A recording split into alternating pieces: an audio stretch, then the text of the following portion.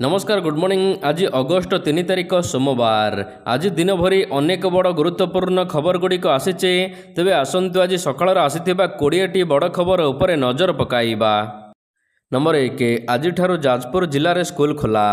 बन्या परिस्थिति पाई गत जुलाई 28 तारिख रु 1 अगस्ट पर्यंत जाजपुर जिलार समस्त स्कूल गुड़िकरे पाठपढ़ा बंद रही।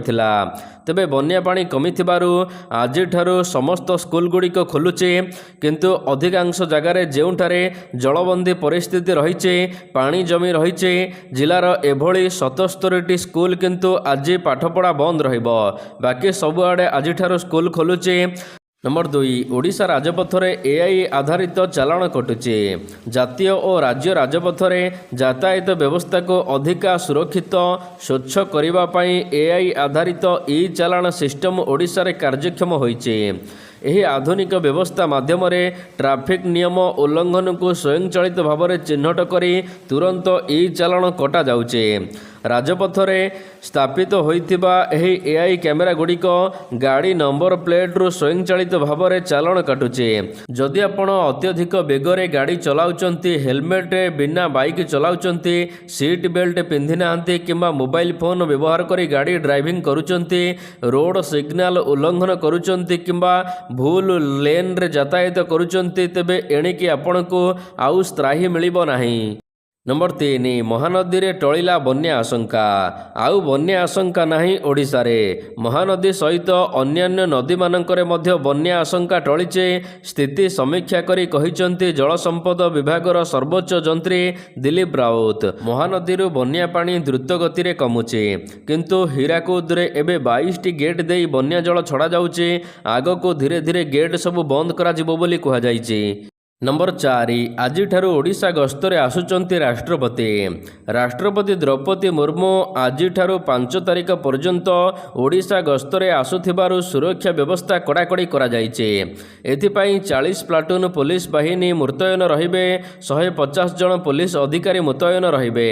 तेबे राष्ट्रपति गस्त समय रे राष्ट्रपति जो स्थान को जिबे सेठारे कड़ाकड़ी सुरक्षा व्यवस्था सहित ट्रैफिक परिचालना मध्य स्वतंत्र व्यवस्था करा जायचे। नंबर 5 राष्ट्रपति गस्त पाई ट्रैफिक नियम जारी। राष्ट्रपति गस्त पाई ब्रह्मपुर पुलिस ट्रैफिक एडवाइजरी जारी करिचे। अगस्ट 4 तारिख एवं 5 तारिख ब्रह्मपुर एवं तप्तपाणी गस्त कार्यक्रम पाई एडवाइजरी जारी होइचे। तेबे 4 तारिख सकाळ 10टारू कौनसी भारी जान सकाळ 10टारू दिन 11:45 पर्यंत अंधपसरा छकरू फास्ट गेट आड़कू एवं विपरीत दिगरे चलाचल करने को अनुमति दियाजिबो नाही। समस्त स्कूल बस लांजीपाली बाईपास देई ब्रह्मपुर सहर भितर प्रवेश करने को अनुमति दियाजिबो। यह सहित कौनसी हालुका जान यथा ऑटो रिक्शा किंबा कार को सकाळ 10:30 रु 11:45 पर्यंत अंधपसरा छकरू फास्ट गेट आड़कू एवं विपरीत दिगरु चलाचल करिपारिबो नाही। नंबर 6 नित्यानंद गंडंक इस्तीफा दाबी कला कांग्रेस। बीजेपी उपरे बर्षिला कांग्रेस। छात्र छात्री भविष्य सहित खेल खेलुचंती सरकार। प्रश्नपत्र लीक घटना को मुद्दा करी शिक्षा मंत्री नित्यानंद गंडंक इस्तीफा दाबी करथिले नवनियुक्त छात्र कांग्रेस सभापति विभूति भूषण महापात्र। यही परिप्रेक्षी में गतकाली छात्र कांग्रेस पक्षरु मास्टर कैंटीन छकठारे छात्र संकल्प समावेश आयोजन होइथिला। एठारे नवनियुक्त प्रदेश छात्र कांग्रेस सभापति विभूति भूषण महापात्र को संबर्धना दियाजिबा सहित छात्र कांग्रेस आगामी कार्यक्रम पाई संकल्प निया जाइथिला। नंबर 7 ओडिशा पुलिस सफलता। परिवार ठारो विच्छिन्न हो जाइथिबा निखोज महिला एवं शिशु माननकु सुरक्षित भाव में उद्धार करी पुणी परिवार सहित मिसाइबारे ओडिशा पुलिस सफलता हासिल करिছে। राज्य आरक्षी महानिर्देशक जोगेश बहादुर खुरानिया प्रत्यक्ष दिग्दर्शन एवं महिला शिशु अपराध निराकरण शाखा पक्षरु तदंत करा जाई एही गुरुत्वपूर्ण सफलता हासिल करा जाइছে। चलित वर्ष जनवरी रु जून 2026 मध्य राज्य में मोट 4873 जन शिशु, 583 नाबालक, 4333 नाबालिका एवं जड़े ट्रांसजेंडर टोटाल उपरे 5413 जन को सुरक्षित भाव में उद्धार करी एबे घरे छड़ा जाइए। नंबर 8 क्रीड़ा क्षेत्र में एबे मिलमिशी काम करेंगे ओडिशा एवं बिहार। ବିହାର ସରକାରଙ୍କ କ୍ରୀଡ଼ା ଏବଂ ଉଦ୍ୟୋଗ ମନ୍ତ୍ରୀ ଶ୍ରେୟଶ୍ରୀ ସିଂ 4 ଦିନିଆ ଓଡ଼ିଶା ଗସ୍ତରେ ଆସିଛନ୍ତି। ସେ ଓଡ଼ିଶାର କ୍ରୀଡ଼ା ଯୁବ ସେବା ମନ୍ତ୍ରୀ ସୂର୍ଯ୍ୟବଂଶୀ ସୁରଜଙ୍କ ସହିତ ଏକ ଉଚ୍ଚସ୍ତରୀୟ ବୈଠକରେ ଆଲୋଚନା କରିଥିଲେ। ଦୁଇ ରାଜ୍ୟ ମଧ୍ୟରେ କ୍ରୀଡ଼ା କ୍ଷେତ୍ରରେ ସହଯୋଗ, ଖେଳାଳିଙ୍କ ଆଦାନ ପ୍ରଦାନ, କ୍ରୀଡ଼ା ବିଜ୍ଞାନର ବ୍ୟବହାର, ଏହା ସହିତ ତୃଣମୂଳ ସ୍ତରରୁ ନୂଆ ପ୍ରତିଭା ଖୋଜିବା ଉପରେ ଏହି ଗୁରୁତ୍ୱପୂର୍ଣ୍ଣ ବୈଠକ ବସିଥିଲା। ଏହି ଆଲୋଚନା ସମୟରେ ଓଡ଼ିଶା କ୍ରୀଡ଼ା ଏବଂ ଯୁବ ସେବା ବିଭାଗର କମିଶନର ତଥା ସଚିବ ଭୂପେନ୍ଦ୍ର ସିଂ ପୁନିଆ ଉପସ୍ଥିତ ମଧ୍ୟ ରହିଥିଲେ। ନମ୍ବର 8, ବଲାଙ୍ଗୀରରୁ ଚାଷ ହୋଇଥିବା ଚାଉଳ ଏବେ ପୁରୀ ଶ୍ରୀମନ୍ଦିରକୁ ଯିବ। ବଲାଙ୍ଗୀର ଜିଲ୍ଲାରେ ଚାଷ କରାଯାଇଥିବା ଚାଉଳ ପ୍ରଥମ ଥର ପାଇଁ ପୁରୀ ଶ୍ରୀମନ୍ଦିରକୁ ଯିବ ବୋଲି ଜଣାପଡ଼ିଛି, ଯାହାକି କୋଠ ଭୋଗରେ ଲାଗିବ। ଆଉ ଏହି ଚାଉଳ ଅମଳ କରିବାରେ ସୌଭାଗ୍ୟ ପାଇଛନ୍ତି ଚାଷୀ ବୃନ୍ଦାବନ। 80 ହେକ୍ଟରରେ ବାସ୍ନା ଚାଉଳ, 20 ହେକ୍ଟରରେ ଝାଇଁମୁଗ, ଏଥିରେ ପଡ଼ିନଥିବା ରାସାୟନିକ ସାର ଚାଉଳ ତିଆରି ହୋଇଛି, ଯେଉଁ ଚାଉଳ ସିଧାସଳଖ କାଳିଆ ପାଖକୁ ଯିବ। ନମ୍ବର 9, ବନ୍ଦ ହେବ କି ଟୋଲ୍ ଟ୍ୟାକ୍ସ? ପକେଟକୁ ବାଧୁଛି, ଅଯଥା ଖର୍ଚ୍ଚ ହେଉଛି। ତେବେ କେବେ ସରିବ ଏହି ଟୋଲ୍ ଟ୍ୟାକ୍ସ ପ୍ରକ୍ରିୟା?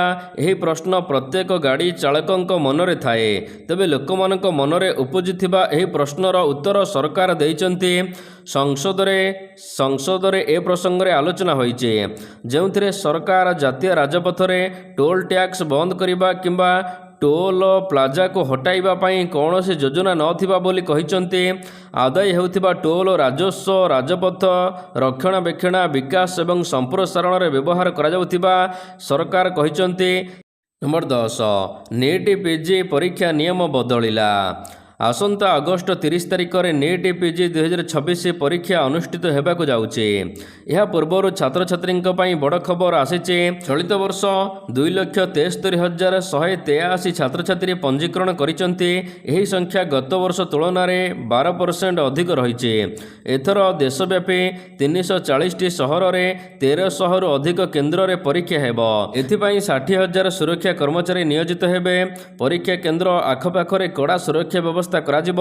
ପରୀକ୍ଷା କେନ୍ଦ୍ରଗୁଡ଼ିକରେ କଡ଼ା ଯାଞ୍ଚ ସହିତ ସିସିଟିଭି ଉପରେ ନଜର ରଖାଯିବ। ବାୟୋମେଟ୍ରିକ୍ ଯାଞ୍ଚ କରି ପ୍ରବେଶ କରିବାକୁ ଅନୁମତି ଦିଆଯିବ। ନମ୍ବର 11, ବନ୍ୟା ଯୋଗୁଁ ଯୁକ୍ତ 3 କଲେଜ ଆଡମିସନ ସମୟସୀମା ବୃଦ୍ଧି ପାଇଲା। ରାଜ୍ୟରେ ବନ୍ୟା ପରିସ୍ଥିତିକୁ ଦେଖି ଓଡ଼ିଶା ସରକାର 2026-27 ଶିକ୍ଷାବର୍ଷ ପାଇଁ ଉଚ୍ଚଶିକ୍ଷା ଅନୁଷ୍ଠାନରେ ଯୁକ୍ତ 3 ପାଠ୍ୟକ୍ରମରେ ପ୍ରଥମ ପର୍ଯ୍ୟାୟ ନାମଲେଖା ସମୟସୀମା ପରିବର୍ତ୍ତନ କରିଛନ୍ତି। ସରକାରୀ ବିଜ୍ଞପ୍ତି ଅନୁସାରେ ବନ୍ୟା ପ୍ରଭାବିତ ଅଞ୍ଚଳର ଛାତ୍ରଛାତ୍ରୀ ଏବଂ କଲେଜଗୁଡ଼ିକର ସମସ୍ୟାକୁ ଧ୍ୟାନରେ ରଖି ସମୟସୀମା ବଢ଼ାଯାଇଛି। ପୂର୍ବରୁ ଫେଜ୍ 1 ନାମଲେଖା ତୃତୀୟ ରାଉଣ୍ଡ ଜୁଲାଇ 30ରୁ ଅଗଷ୍ଟ 1 ତାରିଖ ମଧ୍ୟରେ ହେବାକୁ ଥିଲା, କିନ୍ତୁ ଏବେ ଅଗଷ୍ଟ 13 ତାରିଖ ସକାଳ 10ଟାରୁ 14 ତାରିଖ ସନ୍ଧ୍ୟା 5ଟା ମଧ୍ୟରେ ନାମ ଲେଖାଇ ପାରିବେ। ନମ୍ବର 12, ଆୟୁଷ୍ମାନ ଭାରତ ଗୋପବନ୍ଧୁ ଜନ ଆରୋଗ୍ୟ ଯୋଜନା ମାଧ୍ୟମରେ ନଗଦ ବିହୀନ ଚିକିତ୍ସା ସେବା ମିଳୁଛି। ହିତାଧିକାରୀଙ୍କ ପରିବାର ପିଛା ବାର୍ଷିକ 5 ଲକ୍ଷ ଟଙ୍କା ପର୍ଯ୍ୟନ୍ତ ସ୍ୱାସ୍ଥ୍ୟ ସୁରକ୍ଷା ଏବଂ ମହିଳାଙ୍କ ପାଇଁ ଅତିରିକ୍ତ 5 ଲକ୍ଷ ଟଙ୍କାର ଚିକିତ୍ସା ସୁବିଧା ମିଳୁଛି। ଦେଶବ୍ୟାପୀ ପ୍ରାୟ 30,000 ତାଲିକାଭୁକ୍ତ ହସ୍ପିଟାଲଗୁଡ଼ିକରେ ଏହି ଉତ୍ତମ ଚିକିତ୍ସା ଯୋଗାଉଛନ୍ତି ରାଜ୍ୟ ସରକାର, ଯାହାଦ୍ୱାରା ରାଜ୍ୟର 3 କୋଟିରୁ ଅଧିକ ଉପକୃତ ହେଉଛନ୍ତି ବୋଲି ରାଜ୍ୟ ସରକାରଙ୍କ ପକ୍ଷରୁ କୁହାଯାଇଛି। ନମ୍ବର 13, ରାଜ୍ୟରେ ସରକାରଙ୍କ ଫୋକସରେ ନିଯୁକ୍ତି। ରାଜ୍ୟରେ 4,573.87 କୋଟି ଟଙ୍କାର 23ଟି ଶିଳ୍ପ ପ୍ରକଳ୍ପକୁ ମଞ୍ଜୁର ମିଳିଛି। ଏହି ପ୍ରକଳ୍ପଗୁଡ଼ିକ ଅନୁଗୁଳ, ସୁନ୍ଦରଗଡ଼, ବଲାଙ୍ଗୀର, ପୁରୀ, କଟକ, ଗଞ୍ଜାମ, ଯାଜପୁର, କେନ୍ଦୁଝର, ଖୋର୍ଦ୍ଧା, ମୟୂରଭଞ୍ଜ ଏବଂ ନୂଆପଡ଼ାରେ ନିବେଶ କରିବେ। ତେବେ ଯାହାଦ୍ୱାରା 22,873ଟି ନୂଆ ନିଯୁକ୍ତି ସୁଯୋଗ ସୃଷ୍ଟି ହେବ ରାଜ୍ୟରେ।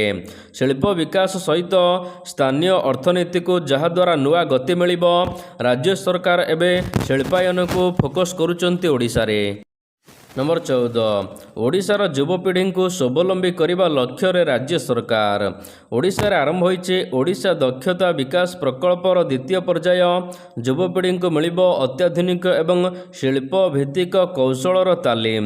ଏଥିପାଇଁ ଖର୍ଚ୍ଚ ହେବ 1,440 କୋଟି ଟଙ୍କା, ଯାହାଦ୍ୱାରା ଉପକୃତ ହେବେ 60,000ରୁ ଅଧିକ ଯୁବକ ଯୁବତୀ। ଏହା ସହିତ 2,31,000 ଲୋକଙ୍କୁ AI ପ୍ରସ୍ତୁତି କୌଶଳ ବିକାଶ କାର୍ଯ୍ୟକ୍ରମରେ ସାମିଲ କରାଯାଉଛି।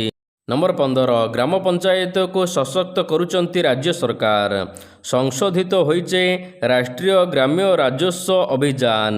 ରାଜ୍ୟର 7.4 ଲକ୍ଷରୁ ଅଧିକ ନିର୍ବାଚିତ ପ୍ରତିନିଧି ଏବଂ ପଞ୍ଚାୟତ କର୍ମଚାରୀଙ୍କୁ ପ୍ରଶିକ୍ଷଣ ଦିଆଯାଉଛି। ଗାଁର ମୂଳଦୁଆ ମଜବୁତ କରିବାକୁ ଓଡ଼ିଶା ସରକାର 109.57 କୋଟିର ଅନୁଦାନ କରିଛନ୍ତି। ତେବେ 30ଟି ଜିଲ୍ଲାର 313ଟି ବ୍ଲକ ଏବଂ 6,794ଟି ଗ୍ରାମ ପଞ୍ଚାୟତର ବିକାଶ ଯୋଜନା ଇ ଗ୍ରାମ ରାଜସ୍ୱ ପୋର୍ଟାଲରେ ଉପଲବ୍ଧ କରାଯିବ। ନମ୍ବର 16 ସୋସିଆଲ ମିଡ଼ିଆରେ ମୁଖ୍ୟମନ୍ତ୍ରୀଙ୍କ ଅଶାଳୀନ ମନ୍ତବ୍ୟ ବନ୍ଧା ହେଲେ ଯୁବକ। ମୁଖ୍ୟମନ୍ତ୍ରୀ ମୋହନ ଚରଣ ମାଝୀଙ୍କୁ ସୋସିଆଲ ମିଡ଼ିଆରେ ଅଶାଳୀନ ମନ୍ତବ୍ୟ ଦେଇଥିବା ଯୁବକଙ୍କୁ କେନ୍ଦୁଝର ଜିଲ୍ଲା ସନ୍ଦିପଦା ଥାନା ଅଧିକାରୀ ତଥା ତଦନ୍ତ ଅଧିକାରୀ ଧର୍ମେନ୍ଦ୍ର ଶାନ୍ତି 48 ଘଣ୍ଟା ନ ପୂର୍ବରୁ ଗିରଫ କରିଛନ୍ତି। ଅଭିଯୁକ୍ତ ଜଣକ ନିଜ ଗ୍ରାମରେ ଲୁଚିକି ଥିବାବେଳେ ଯାନ୍ତ୍ରିକ ପଦ୍ଧତି ସହାୟତା ନେଇ ତାକୁ ଗିରଫ କରାଯାଇଛି। ନମ୍ବର 17 ଏଣିକି ଚାଷୀଙ୍କ ପିଲାଙ୍କୁ ପ୍ରତି ମାସରେ ମିଳିବ 5,000 ଟଙ୍କା। ଚାଷ କରୁଥିବା ଅନେକ କୃଷକଙ୍କ ପାଖରେ ଅଧିକ ଟଙ୍କା ନଥାଏ। ଏହି କାରଣରୁ ଅନେକ କୃଷି ପରିବାର ନିଜ ପିଲାମାନଙ୍କୁ ଭଲ ଶିକ୍ଷା ଦେଇପାରନ୍ତି ନାହିଁ। କେନ୍ଦ୍ର ଏବଂ ରାଜ୍ୟ ସରକାର କୃଷକମାନଙ୍କ ପାଇଁ ବିଭିନ୍ନ ଯୋଜନା କରୁଛନ୍ତି। ନିକଟରେ ଉତ୍ତରପ୍ରଦେଶ ସରକାର ରାଜ୍ୟର କୃଷକମାନଙ୍କ ପାଇଁ ଏକ ନୂଆ ଉପହାର ଦେଇଛନ୍ତି। ଚାଷ କରୁଥିବା ସମସ୍ତ ଚାଷୀମାନଙ୍କର ପିଲାମାନଙ୍କୁ ଶିକ୍ଷାବୃତ୍ତି ବା ଛାତ୍ରବୃତ୍ତି ଯୋଜନାରେ ପ୍ରତି ମାସରେ 5,000 ଟଙ୍କା ଦେବାକୁ ନିଷ୍ପତ୍ତି ନିଆଯାଇଛି। ପୂର୍ବରୁ ଏହି ଯୋଜନାରେ 3,000 ଟଙ୍କା ମିଳୁଥିଲା। ନମ୍ବର 18 ସବୁ ବେରୋଜଗାରଙ୍କୁ ସରକାର ଦେବେ 2,500 ଟଙ୍କା। କେନ୍ଦ୍ର ସରକାର ରବିବାର ଦିନ ଦେଶର ନାଗରିକମାନଙ୍କୁ ପ୍ରଧାନମନ୍ତ୍ରୀଙ୍କ ନାମରେ ଚାଲୁଥିବା ଏହି ଯୋଜନା ସମ୍ପର୍କରେ ଭାଇରାଲ ହେଉଥିବା ଦାବିକୁ ନେଇ ସତର୍କ କରାଇଛନ୍ତି। ବାସ୍ତବରେ ଏହି ଦିନଗୁଡ଼ିକରେ ସୋସିଆଲ ମିଡ଼ିଆ ପ୍ଲାଟଫର୍ମରେ ଏକ ଖବର ଭାଇରାଲ ହେଉଛି କି ପ୍ରଧାନମନ୍ତ୍ରୀ ବେରୋଜଗାରୀ ଭତ୍ତା ଯୋଜନା ଅଧୀନରେ ସମସ୍ତ ବେରୋଜଗାରକାରୀମାନଙ୍କୁ 2,500 ଟଙ୍କା ଦିଆଯିବ। ତେବେ କେନ୍ଦ୍ର ସରକାର ଏହାକୁ ସମ୍ପୂର୍ଣ୍ଣ ଭିତ୍ତିହୀନ ମିଛ ଏବଂ ନକଲି ଖବର ବୋଲି କହିଛନ୍ତି। ନମ୍ବର 19 BCCI ନେଇସାରିଛି ବଡ଼ ନିଷ୍ପତ୍ତି।